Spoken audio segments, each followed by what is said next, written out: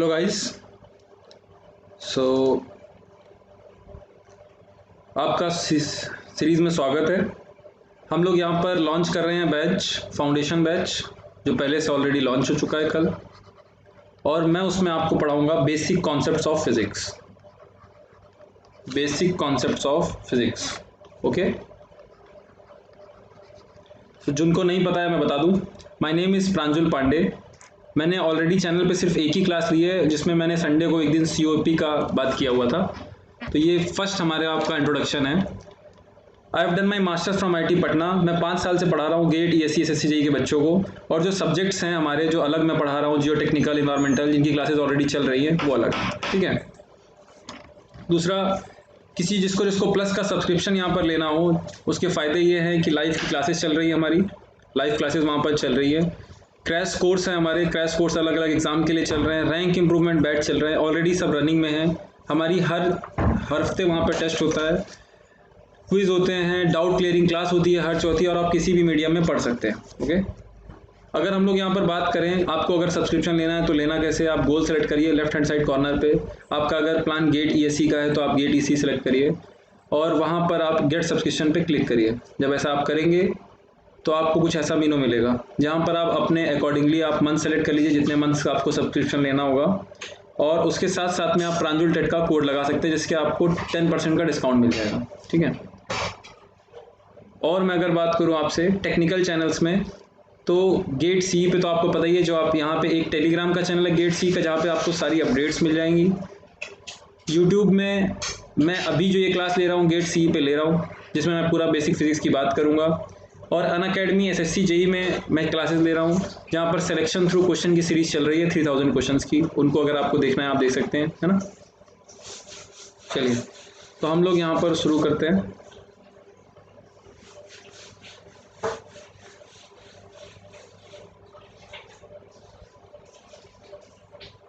देखिए, तो सबसे पहला पॉइंट तो ये आता है, गुड आफ्टरनून एवरीवन। आप और लोगों को, आप जो भी second year, third year, even fourth year जिनके डाउट्स रहते हैं सब्जेक्ट्स को लेकर के, उनसे आप शेयर कर सकते हैं। यहाँ पर आइएगा, आपको सारी बातें क्लियर हो जाएंगी। मेन मकसद क्या है इस सीरीज़ को चलाने का, उसके बारे में हम लोग डिस्कस करते हैं। क्या यहाँ पर होने वाला है, वो सारी बातें हमको आज करनी है, ठीक है। तो फोकस करते हैं थोड़ा सा। सबसे पहली बात है कि सर ये आप फिजिक्स सब्जेक्ट ही लेकर के क्यों आए, ये फाउंडेशन बैच फिजिक्स सब्जेक्ट की क्या खासियत है, आप ये सब क्यों, आप लोग, ये फाउंडेशन बैच है। फाउंडेशन बैच में आप 2 सब्जेक्ट तो अभी चल ही रहे हैं, रनिंग में है। अविनाश सर पढ़ा रहे हैं फिजिक्स, मैं पढ़ा रहा हूँ फिजिक्स, और अविनाश सर पढ़ा रहे हैं मैथमेटिक्स, ठीक है। सर क्या रोल क्या है, तो आपने देखा होगा बच्चों कई बार, जितने भी बात आप किसी बड़े अपने सीनियर से पूछ लीजिए, जो भी कोई आदमी आपको मिलेगा जो फेलियर हुआ है, वो ये बोलता है कि यार मैंने पढ़ाई तो पूरे साल करी तबीयत से, मेरा 2 नंबर से रह गया, मेरा 3 नंबर से रह गया, मेरा 5 नंबर से रह गया, मेरा 0.25 नंबर से रह गया। मैंने मेहनत करी थी पर पेपर में वो कुछ ऐसा हो गया, कुछ ऐसा हो गया, इधर हो गया। ये जो छोटे छोटे मार्क्स है ना, आप पढ़ते हो, आपको जब पढ़ाया जाएगा पूरे साल भर, आपके सारे कॉन्सेप्ट्स यहाँ पर क्लियर हो जाएंगे, ठीक है। सारे कॉन्सेप्ट यहाँ पर क्लियर हो जाएंगे, लेकिन आपके जो बेस, जो पाप आपने रखे हैं 12th में, जो बचपन के आपके पाप हैं, जो आपने क्लासेस मिस करी हुई हैं, जो कॉन्सेप्ट्स आपके क्लियर नहीं हैं, वो सारे कहीं ना कहीं एप्लीकेशन में आते हैं, जियोटेक में, सर्वेइंग में, ट्रांसपोर्टेशन में, फ्लूइड मैकेनिक्स में, सोम में, स्ट्रक्चर में, सब जगह। ये आप समझ लीजिए कि आप इधर का पढ़ तो लेते हैं पर बेस क्लियर नहीं होता है, इसलिए आपको प्रॉब्लम आ जाती है। मैं अगर आपसे बात, सर ये बैच कहाँ होगा, बेटा यहीं होगा, इसी जगह पे रोज 4:30 से 5:30 में हम लोग मिलेंगे, ठीक है। तो आप ये समझ लीजिए कि आपके लिए बहुत ज़्यादा इंपॉर्टेंट हो जाता है, और अगर आप सेकंड ईयर, थर्ड ईयर में, तो मोस्ट इंपॉर्टेंट है आपके लिए। मतलब आपका ये समय है कि आप अपने पुराने सारे पाप धुल लीजिए, क्योंकि आगे फिर मौका नहीं मिलेगा। इवन आप 4th ईयर में हैं, जहाँ भी हैं, आपको जो प्रॉब्लम्स आती ना, कोई तो बेटा यूनिट नहीं समझ पाता, यूनिट का कन्वर्जन कैसे करना, यहाँ तक में परेशानियाँ आती हैं। कोई भी सब्जेक्ट उठा लो, वहाँ पर आपको कहीं ना कहीं परेशानियाँ आती हैं। तो अब मैं यहाँ पर बात कर रहा हूँ बेसिक फिजिक्स ही क्यों, या फिर मैथ और फिजिक्स हम लोगों ने शुरुआत कैसे करी है, यहाँ पर सारी कहानियाँ कैसे हैं, उसके बारे में हम लोग थोड़ा सा डिस्कस करते हैं ना। पूरा इंट्रोडक्टरी है, आपको पूरी कहानी समझ में आ जाएगी, हम लोग करने क्या वाले हैं, क्या कहानी है, क्या नहीं कहानी। मैं सब्जेक्ट को शुरू करने से पहले ही, वाई फिजिक्स, अगर आप यहाँ पर बात करो तो सबसे पहला बात यही है कि क्यों पढ़ना जरूरी है हमको ये आज की तारीख में। हम तो सर 12th में बात खत्म कर चुके थे ना, तो उसकी हम लोग यहाँ पर बातें कर रहे हैं, फोकस करिएगा। तो देखिएगा ध्यान से, मान लीजिए फोकस करिए। मैं एक एग्जाम्पल के थ्रू समझाता हूँ। आप हैं, ठीक है, बोले ठीक है सर। ये कोई और है, समझ गए होंगे। आपके पास कोई आइडिया है, कोई आपके पास आइडिया है। फॉर एग्जाम्पल कोई भी आइडिया हो सकता है। मैथ्स S1 सर ले रहे हैं, हाँ बेटा मैथ्स S1 सर ले रहे हैं सर। SSC JEE के लिए भी सब चीज़ के लिए फुल रहेगा बेटा। इंजीनियरिंग में आप जिस भी चीज़ की बात करें, जहां जहां पर एप्लीकेशन आएगा, अभी आपको आगे क्लियर हो जाएगा। थोड़ा सा आप रोक करके रखिए, आपको सब कुछ क्लियर हो जाएगा।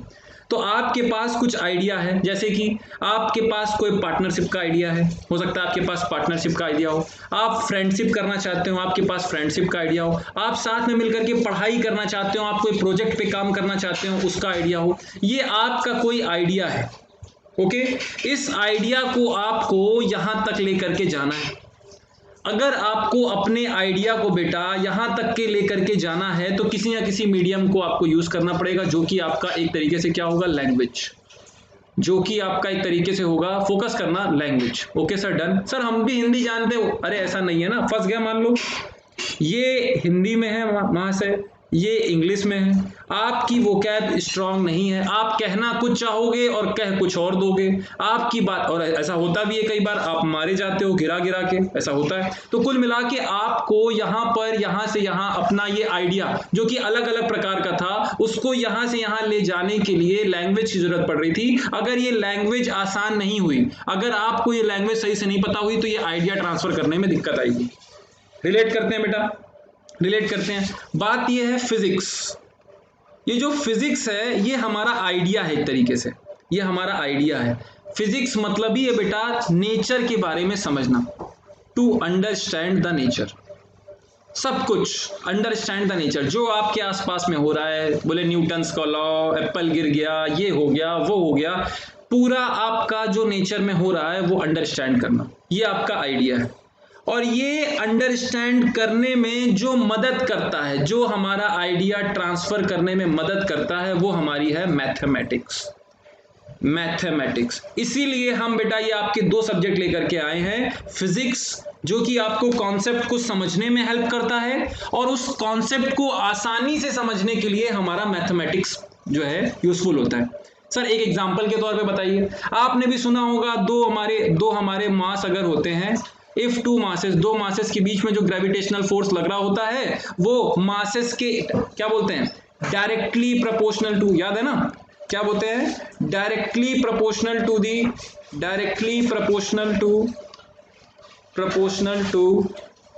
Wait, the product of their mass, उनके मास के प्रोडक्ट के बराबर होता है। फोकस करना कितना बड़ा लिख रहा हूं। And inversely proportional to distance between them, ये पूरी कहानी लिख रहा हूं। आपको इतनी बात समझने में कितना, आपको सकता है कि आप कह रहे हो पता नहीं क्या कर रहे हैं, और इधर देखो मैथमेटिक्स में जो फोर्स दोनों के बीच में लग रहा होगा, दोनों के मास के मल्टीप्लिकेशन के बराबर और उनके रेडियस के इनवर्स, ये लो मैथमेटिक्स हो गई। तो जो बातें हमें समझनी थी वो है फिजिक्स, और उसको समझने में आसानी हो जाए उसके लिए है मैथमेटिक्स। आइडिया क्लियर है? इसलिए ये दो सब्जेक्ट हम आपके लिए लेके आए हैं, फिजिक्स और मैथमेटिक्स। बात समझ में आ रही है? अब आगे देखते हैं। तो बात यह है कि सर आप क्या क्या पढ़ाएंगे, कैसे कैसे पढ़ाएंगे, क्यों पढ़ाएंगे, वगैरह वगैरह सारी बातें डिस्कस करिए।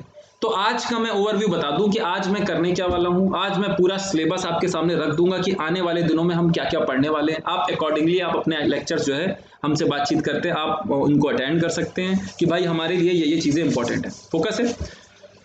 तो और उनका एप्लीकेशन कहाँ पे होगा ये भी मेरे को बताना है। जैसे कि मैं आपको बता दूं, आप पढ़ते हो इन्वायरमेंट में, आप इन्वायरमेंट में पढ़ते हो, बोले क्या पार्टिकल हमारा सेटल करता है स्टोक्स लॉ, और बोले स्टोक्स लॉ पर टर्मिनल वेलोसिटी, और ये बातें वो बातें दुनिया की बातें करते हो, और समझ में ही नहीं आता है कि कहानी कहाँ से शुरू हो रही है, क्योंकि आपको वहां पे मैं उस तरीके से नहीं बता सकता हूँ, यहाँ पे मैं वहां तक ले करके जा सकता हूँ, रिलेट करा सकता हूँ। और यही स्टोक्स लॉ हमारा सॉइल में फिर से लग जाता है, सेडिमेंटेशन एनालिसिस। तो यहाँ भी लग रहा है, यहाँ भी लग रहा है। अरे सर सही बात है, और बात करिए आप सर, और बात करिए। अरे इसी इन्वायरमेंट में आपका ये हमारा यहाँ पर ये ब्लेड्स होती हैं जब हमारा कोगुलेशन हो रहा होता है, और कोगुलेशन में जब ब्लेड्स होती हैं ये रोटेट कर रही होती है, इसकी टर्मिनल वेलोसिटी होती है, टर्मिनल वेलोसिटी का कुछ रेंज दिया होता है, और वहां पर सवाल पूछता है आपसे, आपको यही नहीं पता पड़ता है angular velocity, terminal velocity, angular momentum, terminal moment, कुछ हवा ही नहीं लगती, बस याद कर रहे होते हैं। बात समझ में आ रही है? और मैं आपको बताऊं कहां कहां परेशानी आती है। आपने एनवायरमेंट में पढ़ा होगा, बोले क्या, बोले अगर हमको डीसैलिनेशन करना है, डीसैलिनेशन मतलब नमक को हटाना है, तो बोले रिवर्स ऑस्मोसिस करते हैं। अरे सर ये तो हमने घर में भी देखा है रिवर्स ऑस्मोसिस। बोले क्या होता है, बोले वो हमारा हार्ड वाटर आता है, उसको हमारा जो है सॉफ्ट में कन्वर्ट कर देता है, हमारा हार्डनेस कम कर देता है, यही होता है रिवर्स ऑस्मोसिस। अंदर की बातें हमारी कंफ्यूज हो जाते हैं। अभी 2 बार पूछो ऑस्मोसिस क्या है, रिवर्स ऑस्मोसिस क्या है, खत्म। ये ऐसे से होता है और ये सब तुरंत गूगल सर्च होने लगेगा। तो ये जो बातें हैं, जो पुरानी बातें हैं, जो हमें कंफ्यूज कर देती हैं, उन सारी बातों का यहाँ पे निष्कर्ष निकाला जाएगा। क्लियर है? आइए देखते हैं। तो सबसे पहला अगर मैं बात करूं, सबसे पहला बेटा अगर मैं बात करूं तो हमारा पहला चैप्टर होगा यूनिट्स एंड डायमेंशंस। सर जैसे कि क्या हमारा इंपॉर्टेंस कहाँ कहाँ होगा, क्या क्या पढ़ेंगे। तो जैसे कि हम लोग बात करेंगे कि अलग अलग यूनिट्स हैं जो नेचुरल एसआई मतलब जो फंडामेंटल यूनिट्स होती हैं, जैसे कि मास की होती है केजी, लेंथ की होती है मीटर, है ना, टाइम की होती है सेकेंड। तो ये सारी बातें हम लोग पढ़ेंगे कि भाई ये तो होती हैं टेम्परेचर की, है ना, लेकिन इनका यूज हम लोग डिराइव्ड यूनिट्स में करते हैं। वर्क की यूनिट होती है, बोलो क्या होती है, बोले जूल। सर वर्क की जूल होती है, हाँ जूल, क्योंकि जितना काम करते हैं, जितना एनर्जी होता है उतना ही हम लोग काम करते हैं, तो वही हमारे एनर्जी जूल, और जूल को ही हम लोग जो है किलो न्यूटन मीटर में लिख देते हैं। तो ये कैसे, क्या छोटे छोटे फॉर्मूलेज हैं, कैसे डिराइव होंगे ये फॉर्मूले, और क्या है बोले बात करते हैं उनमें गलतियां क्या हो जाती हैं, इनकी dimensional analysis, most important dimensional analysis.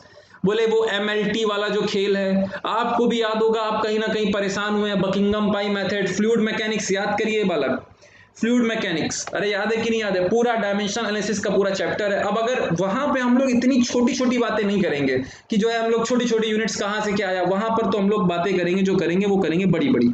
अरे बात समझ में आ रही नहीं आ रही है? तो यहां पर अगर हम लोग बातें करें, सर SSC जी सर, ठीक है, तो यहां पर अगर हम लोग बातें करें तो यहां पर पहले चैप्टर में हम लोग यूनिट्स और डायमेंशन का पूरा खेल देखेंगे।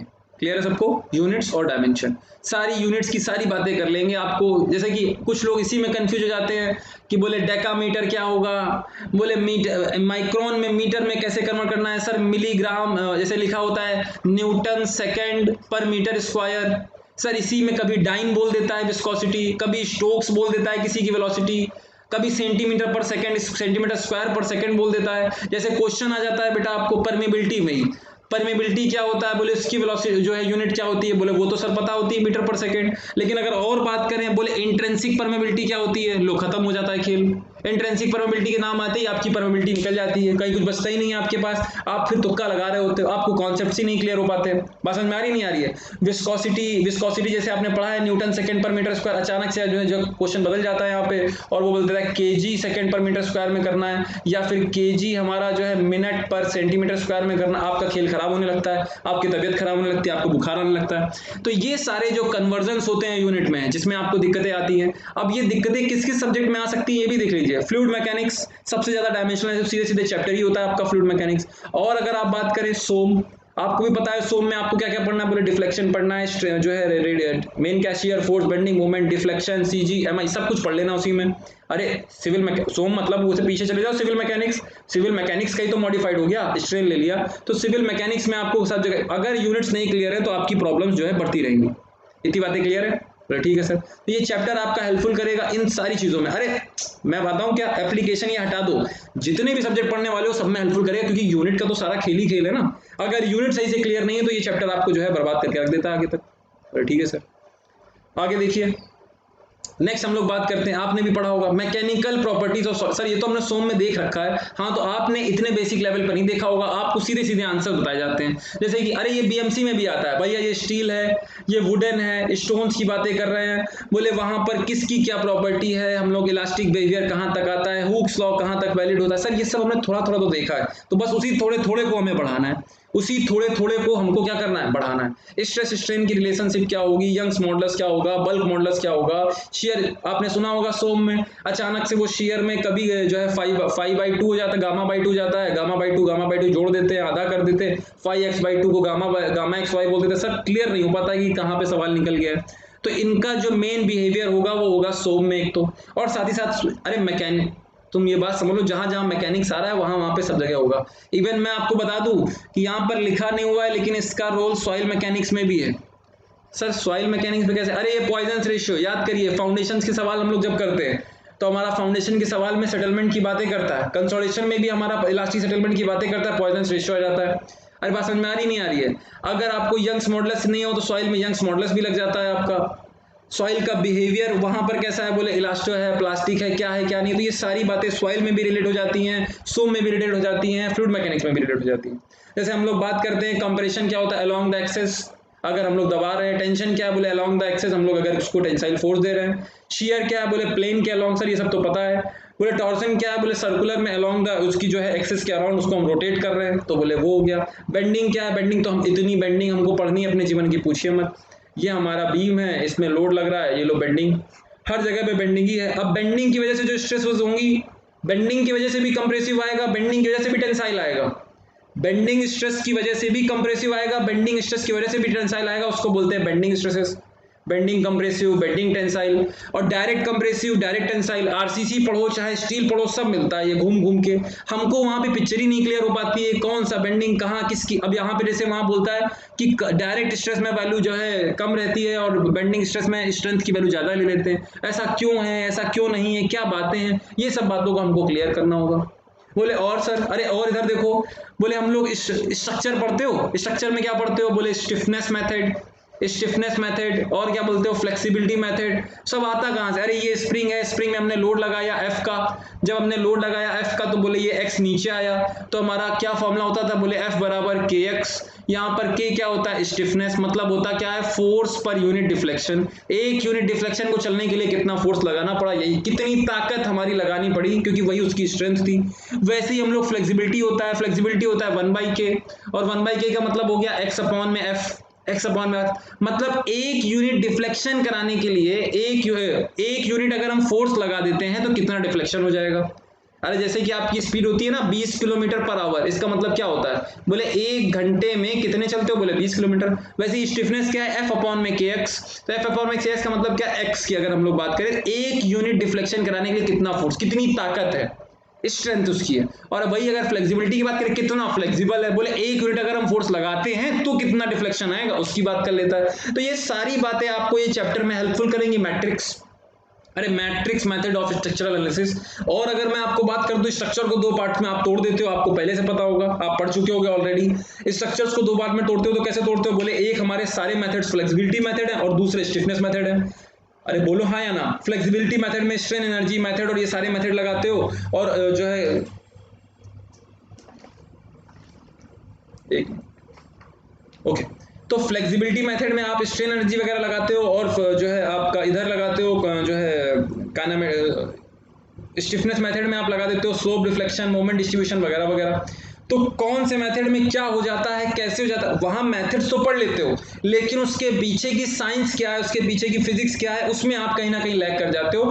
फील समझ में नहीं आता है कि सब्जेक्ट का फील कैसे पकड़ना है। तो अगर आपको सब्जेक्ट का फील पकड़ना है तो यहाँ पर ये सारी बातें बेटा आपको समझनी ही पड़ेंगी, इसमें और कोई ऑप्शन नहीं है। बात समझ में आ रही है? अब आपको थोड़ा क्लियर होगा, आप अभी से आपको लग रहा होगा कि हाँ हाँ हम लोग बात करते थे एफ बराबर के एक्स, वहां पर स्टिफनेस मैट्रिक्स जब बनाते हैं तो बोले वो के लिखते हैं और इधर उधर की सारी कहानियां क्लियर होने लगेगी। बोले यूनिट फोर्स लगाते हैं तो कितना डिफ्लेक्शन होगा, वो फ्लेक्सिबिलिटी कहलाता है। बोले यूनिट डिफ्लेक्शन के लिए कितना फोर्स लगाना पड़ता है, स्टिफनेस कहलाता है, उसके फॉर्मूलेज होते हैं। तो पिक्चर हमारी क्लियर नहीं हो पाती है सही से, हम लोग रटते रह जाते हैं। वो रटना ना पड़े इसके लिए हम लोग ये मेहनत कर रहे हैं, इसके लिए कि हमारे और मैं बता दूं बेटा, एक बात और बता दूं, ये सिर्फ इसलिए भी नहीं पढ़ना है, ये फिजिक्स सिर्फ इसलिए नहीं पढ़ना है कि हमको पेपर निकालना है, ये वैसे भी आपको इतना तो आना ही चाहिए। आप एज ए इंजीनियर, आप इवन एज ए आपके पास डिप्लोमा होल्डर है, एज ए ग्रेजुएट आपने अगर 10th तक की पढ़ाई करी है, थोड़ा बहुत 11th 12th, मगर लोग अगर इंजीनियरिंग ये सब बैकग्राउंड से हो तो आपको 11th 12th में फिजिक्स पढ़ाई गई है।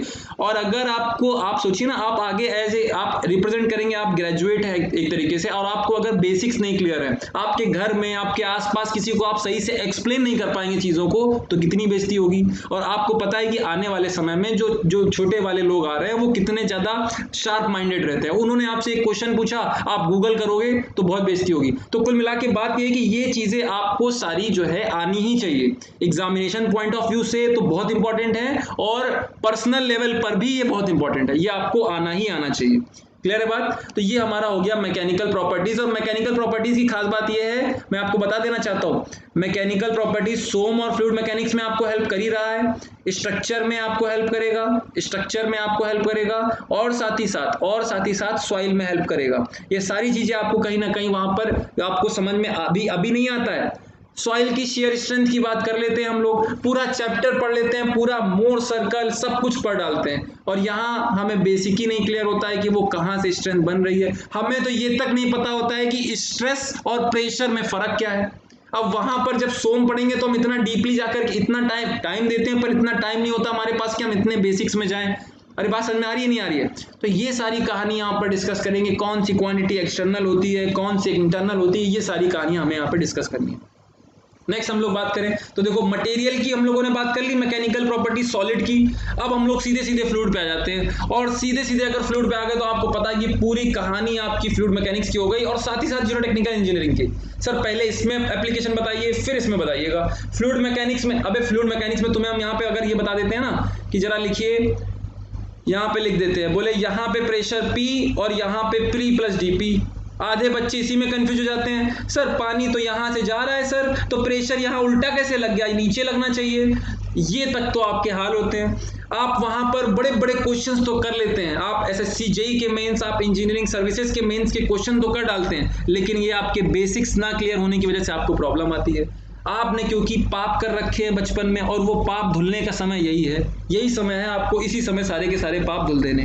क्लियर है बात? तो यहाँ पर हम लोग बात करेंगे जैसे कि pressure due to fluid column, आपने पढ़ा होगा, सॉइल में भी पढ़ा है, और इधर पीजोमीटर लगा के हम लोग चेक करते हैं फ्लूइड मैकेनिक्स में। सॉइल में जब हम लोग बात करते हैं, बोले पीजोमीटर लगाते हैं, पीजोमीटर कौन सा हेड देता है, आप जवाब दीजिए कमेंट बॉक्स में। पीजोमीटर कौन सा हेड देता है आपका, प्रेशर हेड देता है कि पीजोमेट्रिक हेड देता है? वैसे ही अगर हम लोग बात करें पास्कल के लॉ की, तो पास्कल का लॉ वहां पर सारी बातें करते हैं। बोले सॉइल में अगर हम लोग बात करते हैं, बोले पानी से लगने वाला प्रेशर न्यूट्रल प्रेशर होता है। बोले क्यों होता है, वो समझ में ही नहीं आ रहा है, पास्कल लॉ लगता है, वहां पास्कल लॉ बोल देते हैं, तो बस याद करने के लिए हो जाता है, पास्कल लॉ है क्या वो हमें समझ में ही नहीं आता है। अरे बात समझ में आ रही नहीं आ रही है? वैसे ही आप यहाँ पे देखिए, ये तो मैकेनिकल के पार्ट हो गए, पर इसके क्वेश्चन भी फ्लूइड मैकेनिक्स में आपको आते हैं। आपने देखा होगा पावर ब्रेक। अब पहले क्या होता था, डायरेक्ट ब्रेक लगाए जाते थे कार में, पावर हमको ज्यादा ताकत लगानी पड़ती थी। अब हमारा सिस्टम फ्लूइड वाला हो गया है, हम लोग जरा सी ताकत लगाते हैं, पूरी गाड़ी जगह पे खड़ी हो जाती है। पावर ब्रेक, पावर स्टीयरिंग, तो ये सारे कॉन्सेप्ट हो गए। उतने डिटेल में हम नहीं जाएंगे कि हमको पूरा मैकेनिकल पढ़ लें हम फ्लूइड का, लेकिन जितना हमारे लिए जरूरी है, जितना पर्सनल लेवल पे जरूरी है, हम वो सारी चीजों की बात करेंगे।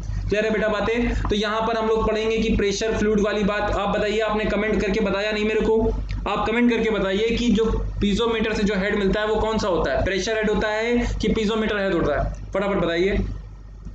तो वो मेरे बच्चों प्रेशर हेड होता है, उसकी बातें, वो सारी बातें करेंगे कि बर्नौली, देखो बर्नौली थ्योरम आ गया ना, आप देख रहे होंगे जो लोग क्लासेस मेरी लगातार अटेंड कर रहे हैं। आज मैंने बर्नौली की एक आध बार बात करी है, तो कहीं ना कहीं मैं बात करा करता हूँ कि फ्लो किसकी वजह से होता है, बोले टोटल हेड में डिफरेंस की वजह से होता है। टोटल हेड क्या होता है, प्रेशर हेड क्या होता है, सीपेज हेड क्या होता है, हाइड्रोलिक हेड क्या होता है, पीजोमेट्रिक हेड क्या होता है, हेड लॉस क्या होता है, आपके खोपड़ी वहां पे क्या होता है, आपके सर में दर्द होने लगता है। उसका कारण यह है कि वहां पर हम लोग जो बातें कर रहे होते हैं बेटा, वो मेन फोकस होता है सॉइल, वो मेन फोकस होता है FM। यहां पर आप क्योंकि लैग कर रहे हो, तो वहां हो तो जाता है, लेकिन पकड़ में नहीं आता है, सब्जेक्ट का फील नहीं आता है। क्लियर है बात? तो यहाँ पर अगर हम लोग बात करें तो कौन सा हेड देता है बेटा, वो प्रेशर हेड देता है हमारा। हम लोग डिस्कस करेंगे पास्कल लॉ, उससे क्या फायदे मिलते हैं, कहाँ वो FM में जो हमारे फ्लूइड मैकेनिक्स में जो हमारा पार्ट है उसकी बातें करेंगे।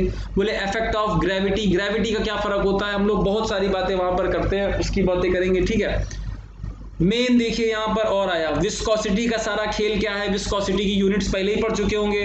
विस्कोसिटी टेम्परेचर के साथ कैसे वेरिएशन, क्या वेरिएशन, कई बार वो कौन कौन से फ्लूइड आपने पढ़ा होगा,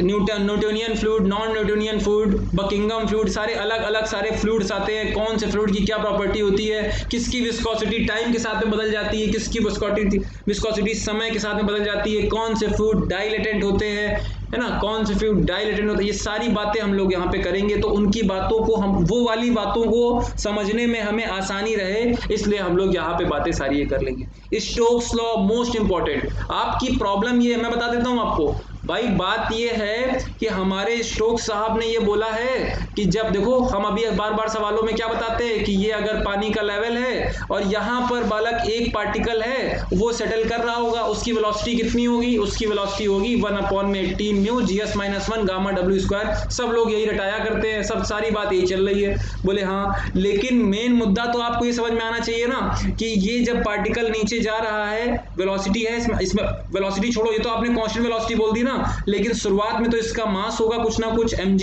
और ऊपर इसमें बायंसी लग रही होगी FB, जो कि थोड़ा कम होगा पानी की वजह से, ये ज्यादा लग रहा होगा, ज्यादा लग रहा होगा मतलब फोर्स लग रहा है, और फोर्स बराबर होता है मास इंटू एक्सीलरेशन के। अरे भैया जब फोर्स लग रहा है तो एक्सीलरेशन भी होगा, और एक्सीलरेशन है मतलब वेलोसिटी चेंज हो रही होगी समय के साथ में। बोलो हाँ। अबे अगर फोर्स लग रहा है तो एक्सीलरेशन लग रहा है, और अगर एक्सीलरेशन लग रहा है तो वेलोसिटी तो समय के साथ में चेंज हो रही है ना। तो ये भैया स्टोक्स साहब ने जो बोला है, ये यहाँ तक पहुंचे कैसे, ये सारी बातें हमको डिस्कस करनी होंगी।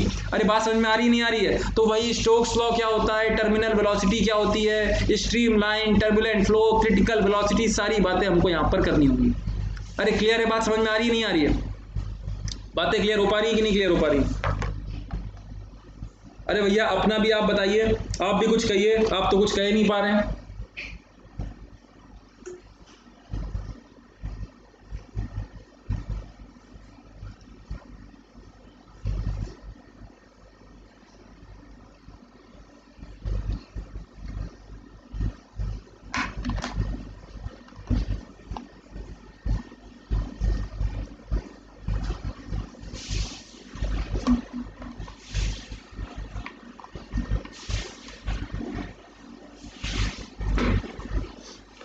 ठीक है, तो ये बात आप समझ लीजिए कि आपके लिए इस तरीके से इंपॉर्टेंट है। Next, surface tension. अरे भैया ये स्फेरिकल है, फ्लूइड मैकेनिक्स, इसको हम लोग बोले कि अगर ये हाफ स्फेरिकल है, इस पे कितना प्रेशर लग रहा होगा अंदर से। बोले पानी का जेट जा रहा है, उसमें कितना प्रेशर। अरे जब सरफेस टेंशन ही नहीं क्लियर है तो आगे की कहानी कैसे क्लियर होगी? और जब तक सरफेस टेंशन नहीं क्लियर होगा तब तक आपको ये कैसे क्लियर होगा बालक कि ये कैपिलरी होगा, इसको हम पानी में डालेंगे तो यहाँ राइज हो जाएगा, फॉल हो जाएगा, सरफेस ऐसा बनेगा कि सरफेस ऐसा बनेगा। सारी कहानी नहीं क्लियर हो पा रही है। साथ ही साथ अगर कैपिलरी राइज नहीं पता है, अबे अगर FM का कैपिलरी राइज नहीं पता है तो सॉइल का कैपिलरी राइज कहाँ से पता पड़ जाएगा? सॉइल के कैपिलरी राइज में आप फंस जाओगे, आपको वहां की बातें नहीं क्लियर होंगी। अरे बात समझ में आ रहा है नहीं आ रहा है? तो यहाँ की जो बातें हैं वो कुछ इस तरीके से हैं, जैसे कि आप बात करो, आपका ये कर्ड सरफेस का सवाल भी करा होगा आपने कि यहाँ पर ये देखो, यहाँ पे मैंने दिखाने की कोशिश भी करी आपको ग्राफ्स के थ्रू। ये यहाँ पर ये पाइप जा रहा है, बोले इस तरीके से पानी जब ये घूम करके जा रहा होगा तो प्रेशर में कितना फर्क आएगा। ये सारी बातें आपने पहले से कर रखी हैं। एप्लीकेशन सरफेस टेंशन का capillary rise, most important capillary rise, पानी में किस तरह से कैपिलरी राइज होता है। अरे बात समझ में आ रही है? हाँ, वाटर ड्रॉपलेट का क्वेश्चन आता है, सोप के बबल का आता है, इस तरीके के सारे क्वेश्चंस आते हैं। वो क्वेश्चन तो आपके बन जाते हैं पर फील नहीं आता है। फील नहीं आता है मतलब नहीं आता है, उसी फील को लाने के लिए हम लोग यहाँ पर बातें करेंगे। ये सारी क्लियर है बातें? नेक्स्ट देखिए, केमिस्ट्री की बातें कर रहे हैं, यहाँ पे सब हम डाल देंगे इसी में। अरे भैया आपको वहां पर मैं केमिस्ट्री में जब पढ़ाता हूं 1 gram equivalent of anything is equal to 1 gram equivalent of any other thing, तो आप ऐसे बैठ जाते हो, आपको यही नहीं समझ में आता है कि ग्राम इक्विवेलेंट क्या होता है। अब मैं ग्राम इक्विवेलेंट बताता हूं तो इक्विवेलेंट वेट समझ में नहीं आता है, इक्विवेलेंट वेट अगर मैं बताता भी हूं तो फील नहीं आता है। अरे फील तो वैसे भी नहीं आएगा केमिस्ट्री में, लेकिन फिर भी आपको कुछ समझ में नहीं आता है, सिर्फ आप रट्टा मार रहे होते हो। आप सिर्फ क्या कर रहे होते हो बेटा? रट्टा मार रहे होते हो। तो यहाँ पर हम लोग सारी बातें करेंगे। आपकी और भी बातें एनवायरमेंट में, अगर मैं बोलूं एनवायरमेंट में लास्ट चैप्टर पढ़ते हो ना, लास्ट चैप्टर जहाँ पे हम लोग एयर पोल्यूशन की बातें कर रहे होते हैं, वहां पर हम लोग जनरली तो हम लोग क्या बोलते हैं 1 milligram per litre is equal to 1 ppm पानी में लिख देते हैं, पर गैसेस में सारा खेल खत्म हो जाता है। बोले 1 ppm बराबर कितने माइक्रोग्राम पर मिलीग्राम पर मीटर क्यूब की गैस या माइक्रोग्राम पर मीटर क्यूब गैस। अरे समझ रहे हो? 1 milligram per litre, 1 ppm 1 ppm parts पर बिलियन में कितने मिलीग्राम पर लीटर की गैस आएगी, कितने मिली माइक्रोग्राम पर मीटर क्यूब में गैस आएगी। ये सारे क्वेश्चंस आते हैं। ये क्वेश्चंस क्लास में डिस्कस जल्दी जल्दी नहीं करा जाता है, क्यों? क्योंकि इतना टाइम नहीं होता है कि हम आपकी बेसिक केमिस्ट्री ठीक करें। आपको तो ये तक नहीं पता हो पाता है, अचानक से पूछ दूंगा कि एवोगाड्रो नंबर कितना होता है तो आप परेशान होने लगते हो। आपसे मैं पूछ दूंगा कि 1 मोल में कितने आइटम होते हैं, यहीं पे आप फंसने लगते हो। तो यहाँ पर हमको उससे काफी आगे तक की बातें करनी है। प्रेशर का क्या कॉन्सेप्ट होता है, काइनेटिक थ्योरी, फ्लूइड मैकेनिक्स बोले विस्कोसिटी पानी में अलग तरीके से बिहेव करती है, गैस में अलग तरीके से बिहेव कर, सारी कहानियां अलग अलग हो जाती हैं। उनका क्या कॉन्सेप्ट है, क्या कॉन्सेप्ट नहीं है, वो सारी बातें हम लोग यहाँ पर करेंगे।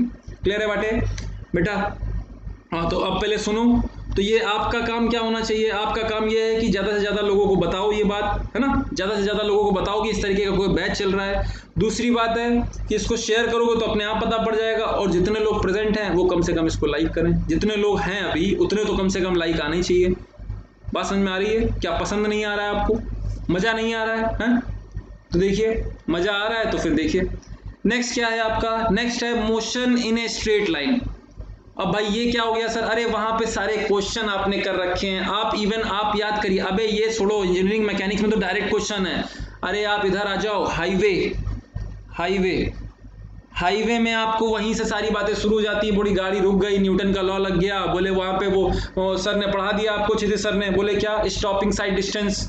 अरे बोलो हाँ या ना। अब वो स्टॉपिंग साइड डिस्टेंस बेचारे पढ़ा रहे होते हैं, तब आप वहां पे ऐसे बैठ जाते हो, आपको इक्वेशन नहीं याद आ रही होती, कहाँ जीरो हो रहा है कहाँ नहीं हो रहा है, ये सारी बातें ही नहीं समझ में आती हैं। तो वहां की सारी बातें हम लोग करेंगे। जब हमारा न्यूटन जो तीनों लॉ हैं उनके बारे में बात करेंगे। रिफरेंस क्या होता है, स्पीड, वेलोसिटी, एक्सीलरेशन क्या है, ये समझना। हम एप्टीट्यूड नहीं करेंगे कि नाव जा रही है अलोंग द जो है डाउन स्ट्रीम जा रही है, तो वो क्वेश्चन हम नहीं करेंगे। हम हमारे जो इंजीनियरिंग में जो हमारे लिए हेल्पफुल है उसकी हम बातें करेंगे। यहाँ पर हम लोग ऐसा नहीं कि पूरी फिजिक्स को पढ़ने लगेंगे, हम आपको वहां पे क्वेश्चन कराने लगेंगे, रेलगाड़ी उधर से चली, रेलगाड़ी उधर से चली, तो रेफरेंस, वो सब बातें नहीं है। लेकिन जैसे हाईवे सर्वे में भी यही कहानी आती है। आप ऊपर से जो एरियल सर्वे ले रहे होते हो, तो वहां पर ये आगे वाले में है, तो बोले कहां से, रेफरेंस पॉइंट क्या है, बोले पास से देख रहे हैं, दूर से देख रहे हैं, एंगल कितना मिल रहा है, सारी की सारी बातें आ जाती हैं। और वही सारी बातों में आपको दिक्कत ना आए, उसके लिए ये क्लास आपकी होगी। क्लियर है बात?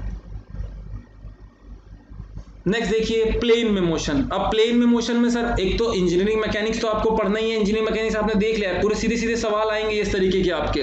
हम बता रहे हैं, हम आपको ये मैंने आपको दिखा दिया है, प्रोजेक्टाइल मोशन आपका ये ऊपर जा रहा है, बोले ये मिसाइल का, सर ये सब पढ़ाने लगोगे क्या? अरे आपको मैं फिजिक्स पूरी तरीके से नहीं बताया ना, मैं आपको कोशिश करूंगा कि पूरा एप्लीकेशन बता सकूं।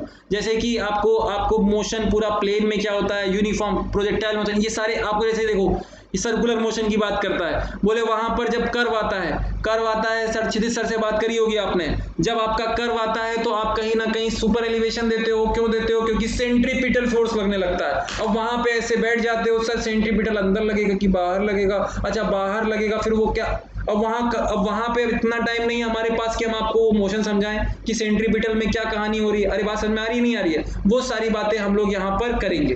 क्लियर है बात? जैसे कि बात करें अब लॉज ऑफ मोशन, बताया था अभी मैंने, इनर्शिया का लॉ सब जगह आपका वैलिड है। बोले यहाँ पर इसी में देखिए स्टेबिलिटी, ये आपको न जाने में कितनी जगह मिलेगा। हाईवे में आपको देख चुके हैं आप, हाईवे में स्लाइडिंग का कॉन्सेप्ट, अरे बोलो हाँ या ना, हाईवे में स्लाइडिंग का कॉन्सेप्ट, स्लाइडिंग में फेलियर हो रहा है कि ओवरटर्निंग में फेलियर हो रहा है, ये सारी बातें आप देख चुके हो। दूसरा मैं बताता हूँ, स्लोप फेलियर। सर स्लोप में तो शेयर स्ट्रेंथ की बात करी थी, अबे रुक जाओ, वही शेयर स्ट्रेंथ कहीं ना कहीं यहाँ से रिलेट होकर के आएगा, वो हमारा काम होगा निकालने के लिए। गुरुदेव आज तो ठीक है, तो ये आपको फोकस करना है, यहाँ पे सारी बातें आपको करनी है उस तरीके की। आपने फ्रिक्शन की बात करते हो, अरे मेरी बात सुनो, मैं आपको एक बात बता दूं, आप पाइल फाउंडेशन का फॉर्मूला पढ़ते हो बालक? पाइल फाउंडेशन अभी तक मैंने बताया नहीं, पाइल फाउंडेशन तक पहुंचा नहीं हूं, लेकिन जब भी पढ़ाऊंगा तो मैं वहां पर रिलेट कराऊंगा कि ये पाइल नीचे जा रही है, इस पे यहाँ पर ये फोर्स लग रहा होगा, वहां मैं बोलता हूं म्यू इनटू में टैन डेल्टा और वगैरह वगैरह पूरा फॉर्मूला लिख देता हूं। आपको समझ में नहीं आता है कि यहाँ पर वहां पे मैं ये गाड़ी बना करके फटाफट बता देता हूँ, आपको समझ में नहीं आता है कि फ्रिक्शन की क्या कहानी है। मैं एंगल ऑफ इंटरनल फ्रिक्शन बताता हूँ, एक तो जो दो पार्टिकल के बीच में लग रहा होता है, एक मैं बताता हूँ अलग अलग में लग रहा होता है, उसको मैं डेल्टा से बता देता हूँ। आपको ये सब समझ में नहीं आता है, आपको मजा नहीं आता है। क्यों मजा नहीं आता है? क्योंकि बेसिक क्लियर नहीं होता है। तो यहां पर हमारा फ्रिक्शंस की बात करेंगे, स्टैटिक फ्रिक्शन, काइनेटिक फ्रिक्शन, पूरा सारी बातें कर लेंगे हम लोग जितनी हमारे लिए जरूरी है। बात समझ में आ रही है? देखो यहाँ सेंटीमीटर फोर्स मैंने बताया ना, सेंटीमीटर फोर्स, वो क्षितिज सर सेंटीमीटर फोर्स वो सर्कुलर में जा रहा है, उसकी क्या कहानी, वहां सब यहाँ पे आपकी बुद्धि खराब होने लगती है, आपको समझ में नहीं आता है क्या हो रहा है। बोले ठीक है सर। इंपल्स का न जाने कितना इफेक्ट आता है। इंपल्स की बातें हम लोग सोम में भी कर लेते हैं, इवन जियोटेक में भी हो जाता है। अरे अचानक से लोड लाकर एक जगह पे धर दिया, बोले अलग अलग सर आंसर फॉर्मूला आ जाता है, कभी हमारा 1/2 लग जाता है, कभी 2 लग जाता है। इंपल्स की क्या कहानी है, ये सारी कहानी हम लोगों को यहाँ पर करनी होगी। बच्चों से बोलो कि एक बीम का ये देखो इधर, बीम का सवाल जब आप पढ़ा रहे होते हैं तो बीम का सवाल सॉल्व करा रहे होते हैं, बोलते हैं इक्विलिब्रियम इक्वेशन कितनी होंगी, बोले 3 होंगी, लो खत्म। अब आपको उसकी आगे कहानी पता ही नहीं है, बस जितना रटा दिया गया उतना नहीं समझ में आ रहा है, क्या उसका फील है क्या नहीं है, 3D हो जाएगा तो क्या होगा, ये सारी कहानियां तो आपकी गड़बड़ा जाती हैं। तो वहां पर आपको पढ़ना होता है, क्या पढ़ना होता है, बोले laws of conservation, linear momentum की बात, ये सारी बातें इंपॉर्टेंट पता है ना। ये सिलेबस फिजिक्स के हिसाब से नहीं बनाया गया है, ये हमने अपने लिए आपके लिए, मतलब ये जो इंजीनियर लोग हैं जो या फिर डिप्लोमा होल्डर है जिनको पेपर देने हैं, हमारे कंपटीशन की तैयारी करनी है, या फिर मैं फिर से बता दूं, इतनी तो जानकारी आपको एज ए ग्रेजुएट होनी ही चाहिए। Equilibrium of concurrent forces direct engineering mechanics में आता है कॉन्करेंट फोर्सेस के बारे में, तो ये सारी बातें आपकी यहाँ पर आती है। क्लियर है बात। नेक्स्ट हम लोग और बातें करते हैं। अरे भाई वर्क एनर्जी पावर, हमको ये बताओ फ्लूइड मैकेनिक्स में दिखा है, फ्लूइड मैकेनिक्स में तो आपको प्रॉपर मिलेगा एनर्जी की बातें, बोले हाँ सर वो तो मिलता है। और आप बातें करिए स्टेन एनर्जी थ्योरम, आपको सोम में भी मिलती है, बोले हाँ सर। आपको स्ट्रक्चर में भी मिलती है, अरे बोलो हाँ या ना। और पावर के सवाल तो आप कहाँ तक लगाते हो, आप फ्लूइड मैकेनिक्स में पावर के सवाल, अबे अप्लाइड वाली जो फ्लूइड मैकेनिक्स है जिसको बोलते हो हाइड्रोलिक मशीन, वहां तक ये सवाल हमारे खिलते चले जा रहे हैं। अरे बात समझ में आ रही है नहीं आ रही है, ये सारी कहानियां हमारी आती हैं, उसमें हम लोगों को सारी बातें पढ़नी पड़ेंगी, काइनेटिक एनर्जी क्या होती है, पोटेंशियल एनर्जी क्या होती है। अबे मेरे जियोटेक में आपको ये प्रॉब्लम आ जाती है, तो काइनेटिक एनर्जी, प्रेशर एनर्जी जो है, potential energy, total energy flow किसकी वजह से होता है, जब तक ये एनर्जी के वर्क के बोले कितना एनर्जी होगा तब कितना वर्क होगा, इलास्टिक कोलिजन क्या होगा, इन इलास्टिक कोलिजन क्या होगा। अरे भैया बात समझ में आ रही है नहीं आ रही है। अबे हम एक सवाल कराते हैं जियोटेक में, फोकस करना, जियोटेक की बात कर रहा हूं मैं, आप देखो तो रिलेशन देखिए कहां तक आपको फंसा करके रखता है। जियोटेक में जियोटेक 2 जिसका मतलब होता है फाउंडेशन इंजीनियरिंग, और अगर हम लोग फाउंडेशन इंजीनियरिंग की बात करें तो उसमें पाइल फाउंडेशन में हम लोग बात कर रहे होते हैं हिलेस का फॉर्मूला, है ना। उसमें जब हम लोग लिखते हैं तो लास्ट में मैं एक लिखता हूं बोले ई, और वो वहां पे जब मैं ई लिखता हूं तो सर वो ई तो वॉइड रेशियो है, आप लोग गधों जैसी बातें कर देते हैं, तो वहां पर वॉइड रेशियो नहीं, फिर मैं बताता हूं कोफिशिएंट ऑफ रेस्टिट्यूशन, और वहां पर बस मैं लिख देता हूं, मैं उसके बारे में ज्यादा बात नहीं कर पाता हूं कि वो कोफिशिएंट ऑफ रेस्टिट्यूशन क्या है, कहां है, कितना है, वो सारी बातें मैं यहाँ पे आपको बताऊंगा। बात समझ में आ रही है कि वो जो दर्द आपके थे उस दिन कि सर वो कोफिशिएंट ऑफ रेस्टिट्यूशन आपने पूछा मेरे से और मैंने आपको बेइज्जत कर दिया क्लास में कि गधे हो क्या, ये आपको अपने आप से पता होना चाहिए, तो वो जो मैंने गधा बोला था, अब ये गधे से घोड़े बनने का समय आ गया, आप यहां पर वो सारी जानकारी इकट्ठा कर सकते हैं। क्लियर है बातें, ओके सर डन, बात आपकी हमको समझ में आ रही है। तो ये सारी बातें जितनी भी रिलेटेड आपको है यहाँ पे, ये बातें हम लोग वहां पर कर रहे होंगे, फोकस करिएगा। नेक्स्ट है system of particles, rotational motion, वो सब वही से रिलेटेड है। आपकी टॉर्क कैसे जनरेट होगा, बेंडिंग मोमेंट की बातें करते हैं, मोमेंट लेते हैं, मोमेंट हमारा कहाँ पे दूर आएगा, कहाँ पे वैल्यू ज्यादा आती है, कहाँ पर कम आती है, देखो ये सारी बातें रोटेशनल मोशन की हो जाती है। अभी तक सिंगुलर मोशन की बातें कर रहे थे, ये इतनी तेज, अरे ये टर्मिनल वेलोसिटी वाला बताया था ना अभी, टर्मिनल वेलोसिटी, ये हमारा मूव कर रहा होगा, बोले g की वैल्यू, g हमारा होता है √π/p/μv, ये कहाँ से आ गया सर, अबे ये एनवायरनमेंट में पढ़ाते हैं जब कोऑगुलेशन पढ़ा रहे होते हैं। अब यहाँ पे पावर भी है, g भी है, बोले g क्या है, वेलोसिटीज में डिफरेंस है पर यूनिट जो है उसके डिस्टेंस के फॉर्म में, बोले वो हमारी टर्मिनल वेलोसिटी है, वो मूव कर रहा है।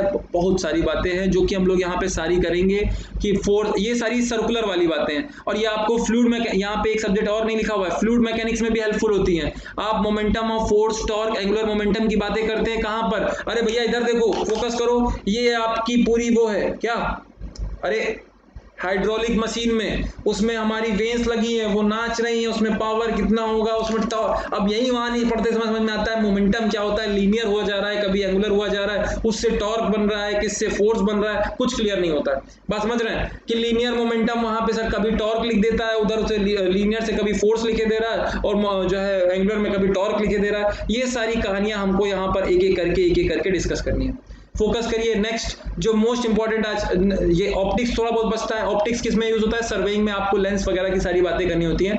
ज्यादा डिटेल में इसमें नहीं जाएंगे, जितनी हमारे लिए जरूरी है उतनी बातें हम लोग कर लेंगे, क्योंकि थोड़ा बहुत आपको ये सर्वेइंग में हेल्पफुल होता है, तो जितना हेल्पफुल होता है हम लोग उतनी बातें कर लेंगे। ठीक है, ये हमारा आज का पूरा सिलेबस है, इतना हम लोग पूरा पढ़ेंगे। इवन आप अगर बताएंगे कि सर इस चीज में हमें और दिक्कत आ रही है, तो वो हम ऐड ऑन भी कर लेंगे आपके अकॉर्डिंग कि हाँ भाई ये चीज और आपको हमको पता होनी चाहिए। मेरे हिसाब से इतनी सारी चीजें आपको जो है इंजीनियरिंग फिजिक्स में एज ए इंजीनियर पता होनी चाहिए, बेसिक कॉन्सेप्ट में मैं देखना चाहता हूँ। ठीक है, नेक्स्ट देखिए, नेक्स्ट क्या है, फोकस करिए। नेक्स्ट क्या है, आप ऑस्मोसिस की बात करिए। आज मैं क्योंकि आया हूं तो कुछ तो बता के जाऊंगा। तो हम लोग यहाँ पर एक टर्म आज पढ़ के जा रहे हैं, ऑस्मोसिस, जो मैंने आपको बताया था कि सर वो रिवर्स ऑस्मोसिस हो जाता है पानी में और ये वो, तो थोड़ी सी उसकी बातें हम लोग कर लेंगे। ठीक है, देखिए भाई, फोकस करिए। अगर हम लोग रिवर्स ऑस्मोसिस की बात करें और ऑस्मोसिस की बात करें तो इसके लिए पहले तो आपको पीछे आकर के थोड़ा सा समझना पड़ेगा, और समझना ये पड़ेगा, फोकस करिएगा, कि डिफ्यूजन क्या होता है।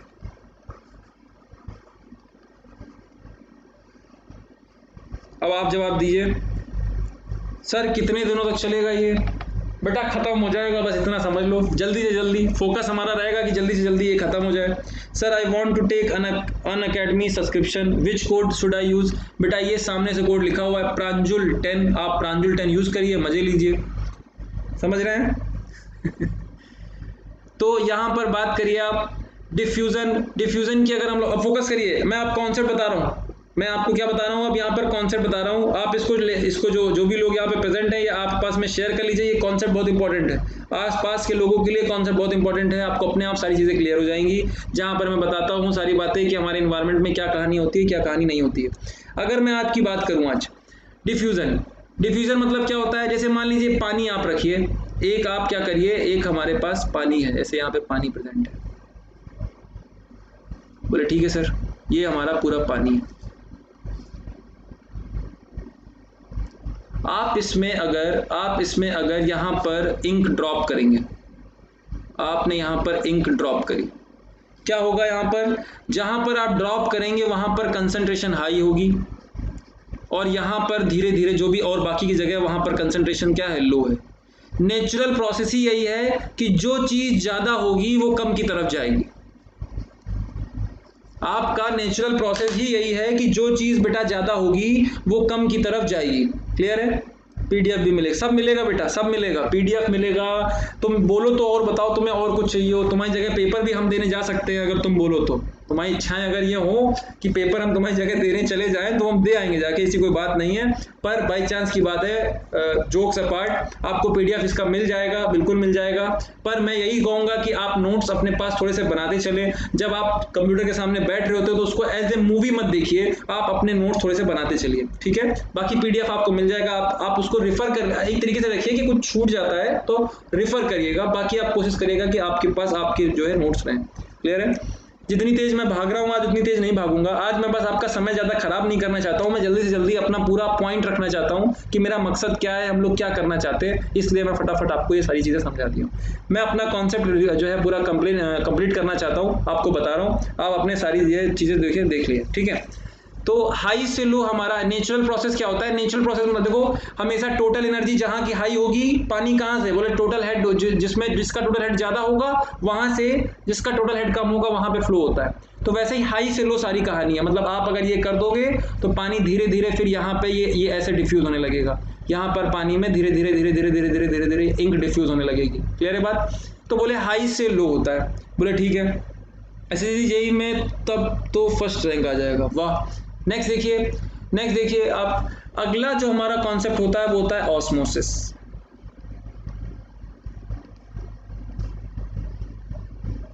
ऑस्मोसिस, और बेटा फोकस करिएगा ऑस्मोसिस के बारे में। अगर मैं बात करूं तो ऑस्मोसिस जो है उसमें बात बस इतनी सी है कि एक सेमी परमिएबल मेम्ब्रेन रहता है।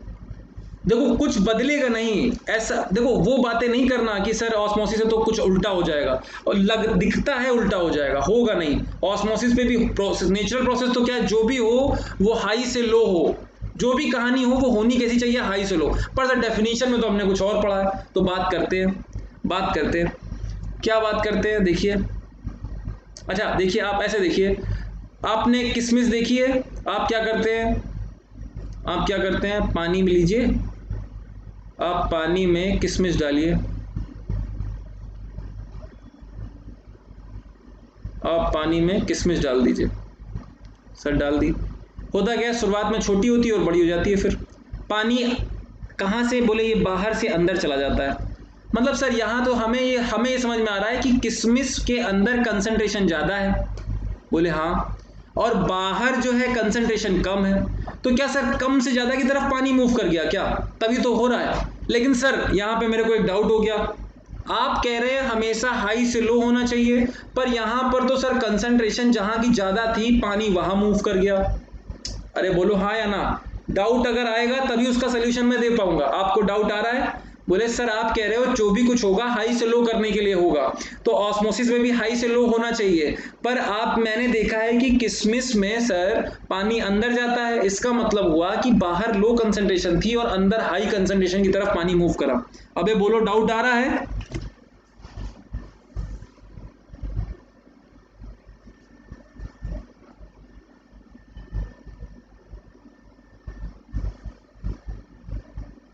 अरे बोलो यस।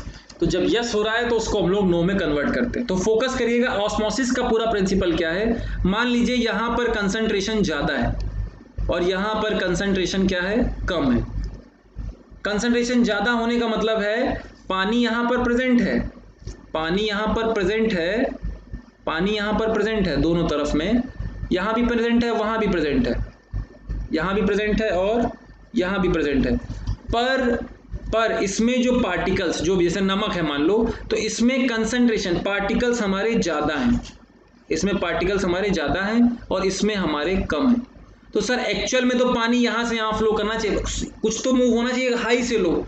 तो समझना बस यही एक गलती हो जाती है। होता क्या है, हाई से लो का मतलब ये नहीं कि हाई कंसंट्रेशन से लो कंसंट्रेशन मूव करेगा, फलाना नहीं, ऐसा नहीं है। जो भी कुछ ज्यादा है वो कम होने की कोशिश करेगा, मतलब जिसकी कंसंट्रेशन ज्यादा है वो कम होने की कोशिश करेगा। सर तो ये सॉल्वेंट उधर चले जाने चाहिए, पर यहां पर चूंकि ये क्या है, सेमी परमिएबल मेम्ब्रेन है, सेमी परमिएबल क्या है, मेम्ब्रेन। और चूंकि ये सेमी परमिएबल मेम्ब्रेन है बालक, इसलिए सॉल्वेंट तो नहीं जा सकते हैं, तो फिर सॉल्यूट जा सकता है। अबे लेकिन अगर सॉल्यूट इधर से इधर जाएगा तो कंसंट्रेशन, सुनो, अगर सॉल्वेंट इधर से इधर, पानी इधर का चला जाएगा तो ये तो कंसंट्रेशन और इंक्रीज हो जाएगी। अरे बोलो हाँ या ना, कंसंट्रेशन क्या हो जाएगी, और इंक्रीज हो जाएगी। हमारी चाहत ये नहीं कि कंसंट्रेशन जो ज्यादा है उसको और ज्यादा करें, हमारी चाहत तो ये है कि जिसकी कंसंट्रेशन है उसको हम ज्यादा को क्या करें, कम करें। तो कम करने के लिए पानी को यहां से यहां नहीं, पानी को यहां से यहां जाना पड़ेगा। पानी यहां से यहां जाएगा तो कंसंट्रेशन, देखो पानी अगर हमारा जा रहा है, पार्टिकल्स उतने ही हैं, तो क्या कंसंट्रेशन इसकी बढ़ेगी, बोले हाँ। और इसकी क्या होगी, बोले यहाँ सॉल्यूट पार्टिकल्स उतने ही हैं, पानी अंदर आ रहा है तो यहाँ की कंसंट्रेशन घटेगी, एक समय बाद दोनों कंसंट्रेशन बराबर हो जाएगी और ये प्रोसेस रुक जाएगा, और ये प्रोसेस क्या हो जाएगा, रुक जाएगा। अरे क्या मेरी बात समझ में आ रही है? और अगर मेरी बात समझ में आ रही है तो फिर ये वाला ग्राफ देख लीजिए। अगर ये सेमी परमिएबल मेम्ब्रेन है, अगर ये सेमी परमिएबल मेम्ब्रेन है और इस तरफ हमारा ये क्या है, कंसंट्रेशन ज्यादा है कि ये कंसंट्रेशन ज्यादा है, सर मेरे हिसाब से तो ये वाली कंसंट्रेशन क्या है, ज्यादा है। यहां पर कंसंट्रेशन क्या है, ज्यादा है।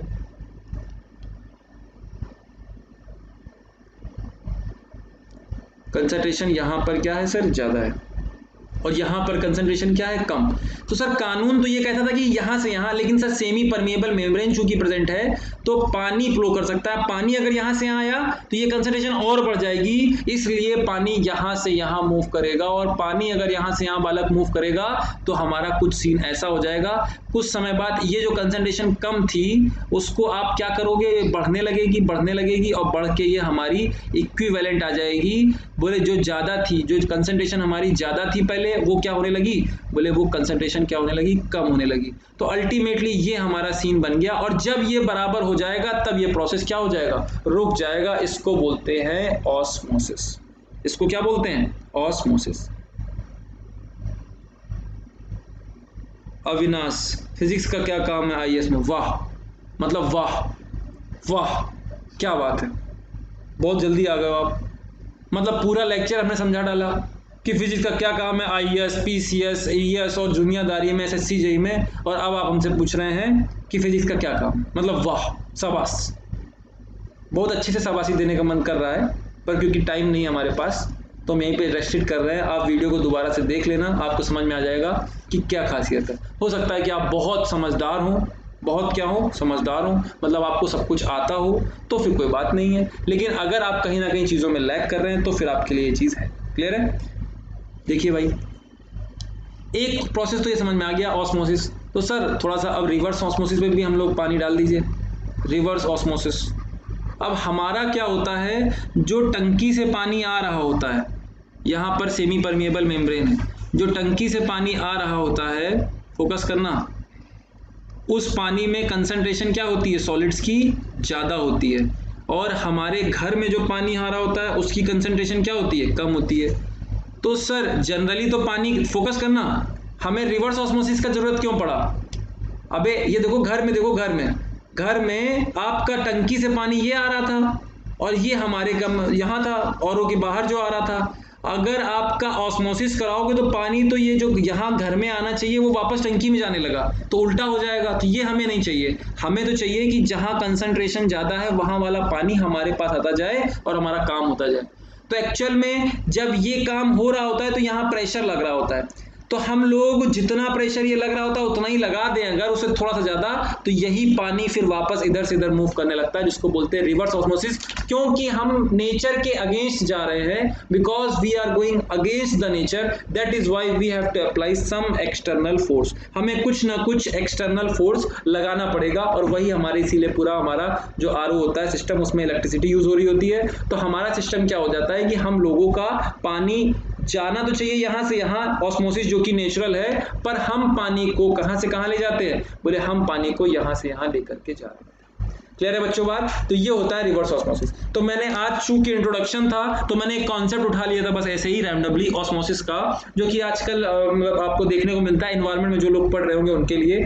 तो मैं आज की क्लास आपको सम अप कर देता हूँ। मैंने आज आपको टोटल क्या बताया है, मैंने सिर्फ आपको ये बताने की कोशिश करी है, पूरा इंट्रोडक्शन दिया है मैंने। क्या इंट्रोडक्शन दिया है, फिजिक्स की जरूरत क्या है हम लोगों को, फिजिक्स मतलब नेचर को समझने की बात करते हैं, मैथमेटिक्स उसी नेचर को हमारा उसी नेचर को समझने में हेल्प करता है। जैसे समझ लो, ऐसे समझो, ऐसे एक बात और समझो, जैसे कि एक एग्जांपल के तौर पे समझाता हूँ। मान लो आप अपने घर पे हैं, आपका घर कहाँ है, मान लेते हैं आपका घर कहाँ है, यूपी में, उत्तर प्रदेश में आप रहते हैं किसी सिटी में, और आपको जाना है, कहाँ जाना है, आपको घूमने जाना है कुल्लू मनाली, है ना। अब आपको अगर यहाँ घूमने जाना है तो आपका आइडिया क्या है, आपका आइडिया है कि मस्ती करने जाना है, मजे करने जाना है, आप घूमने जा रहे हैं, बोले ठीक है, ये तो आपका आइडिया हो गया। अब इसको फुलफिल करने के लिए आपको ये जो रास्ते में जाना है, अब कोई आदमी हमारा जो है रोडवेज की बस से जाएगा, कोई आदमी रोडवेज की बस से जाएगा, है ना, कोई आदमी ट्रेन में स्लीपर से जाएगा, कोई आदमी हमारा जो है ट्रेन में एसी का डिब्बा लेके जाएगा, कोई बस में जो है डिलक्स बस से जाएगा। तो कितने कंफर्टेबली आप जा रहे हैं, कितने कंफर्टेबली आप जा रहे हैं, जर्नी को पूरा कर रहे हैं, वो इन सब बातों पे डिपेंड करेगा, वो है मैथमेटिक्स। और कितनी कंफर्टेबली आप हमारी बातों को समझ पाएंगे, उसमें हेल्प करेंगे आपके ऐश्वर्य सर। उसमें आपकी हेल्प कौन करेगा, ऐश्वर्य सर। अरे बातें क्लियर हो रही हैं? ये मैंने आपको बातें बताई हैं, मैंने आपको पूरा चैप्टर बता दिया है कि सारी कहानी क्या है, किसमें क्या रिलेशन है। हम लोग जो पढ़ने वाले हैं यूनिट्स एंड डायमेंशंस, हम लोग पढ़ने वाले हैं मैकेनिकल प्रॉपर्टीज ऑफ सॉलिड, हम लोग पढ़ने वाले हैं फ्लूइड के बारे में, है ना, काइनेटिक थ्योरी, केमिस्ट्री से रिलेटेड पार्ट जितना भी होगा वो सारा मैं इसमें डाल दूंगा, भले यहाँ नाम नहीं होगा वो सब मैं डाल दूंगा, ठीक है। और हम लोग बात करेंगे स्ट्रेट लाइन के मोशन में, वो सारी बातें करी थी, प्लेन में लॉ ऑफ मोशन के क्या हैं, सारी कहानियां हम आपकी यहाँ पर डिस्कस करेंगे, ठीक है। तो अब आपको जो भी बातें हमसे करनी हो आप मेरे से बातचीत कर सकते हैं, आपके पास प्रॉपर वक्त है। अब आप मेरे से जो भी कुछ पूछना चाहें इससे रिलेटेड आप पूछ सकते हैं। जिनको मेरे को कांटेक्ट करना हो वो इस तरीके से कांटेक्ट कर सकते हैं, ये हमारे लिंक्स हैं, ठीक है। और मैं बता दूं आपको, मैं पूरा जो शेड्यूल हमारा चल रहा है, जैसे कि मैं अभी 6:30 बजे से 7:30 बजे तक एसएससी जेई वाले चैनल पे, 6:30 से 7:30 एसएससी जेई वाले चैनल पे सिलेक्शन थ्रू क्वेश्चन की सीरीज चला रहे हैं हम लोग। मैं, चेतन सर और अविनाश सर, तीनों लोग वहाँ पर चला रहे हैं। अभी मेरी क्लास है वहाँ पर, आपको और भी टाइमिंग पता पड़ जाएगी तो आप उनको अटेंड कर सकते हैं। सुबह 9 से 11 मैं जियोटेक पढ़ा रहा हूँ, प्रॉपर जियोटेक पढ़ा रहा हूँ डिप्लोमा वालों के लिए, एसएससी जेई पे, एसएससी जेई वाले प्लेटफॉर्म पे, तो वो आप प्लस पे अटेंड कर सकते हैं। ये सारी चीज़ें हैं, आपको ये वाला चैनल आपको पता ही पड़ गया है। मैं रोज जो है ट्यूसडे, थर्सडे और सैटरडे में मैं टेस्ट लेता हूँ। ट्यूसडे, थर्सडे में, सैटरडे में मैं टेस्ट लेता हूँ इन्वायरमेंटल इंजीनियरिंग के 3 से 4 अनअकैडमी पे। तो ये सारी बातें आप जो है कर सकते हैं। पीडीएफ के लिए आप मैसेज कर दीजिएगा, आप इन पे मैसेज कर दीजिएगा, आपके पीडीएफ आपको मिल जाएंगे, बिल्कुल भी टेंशन मत लीजिए, ठीक है। आपको ये पीडीएफ आपको मिल जाएंगे। और कोई दिक्कत हो, रेगुलर क्लास होगी, बिल्कुल रेगुलर क्लास होगी, 4:30 से 5:30 रेगुलर क्लास होगी। बाई चांस किसी दिन आपदा आ गई, कोई मान लीजिए अर्थक्वेक बहुत बड़ा आ गया, मेरा घर गिर गया, है ना, मैं मर गया, तभी ये क्लास इधर उधर होगी, बाकी तो सारी चीज़ सही है, सब कुछ यहाँ ऐसा चलता रहेगा, ठीक है। ओके बेटा, थैंक यू एवरीवन। ठीक है, तो आप लोग रोज यहाँ पर मिलेंगे 4:30 से 5:30। यहाँ पर मेरी क्लास चलेगी, किसकी चलेगी? आपकी फिजिक्स की क्लास चलेगी। ठीक है, ओके, थैंक यू बेटा।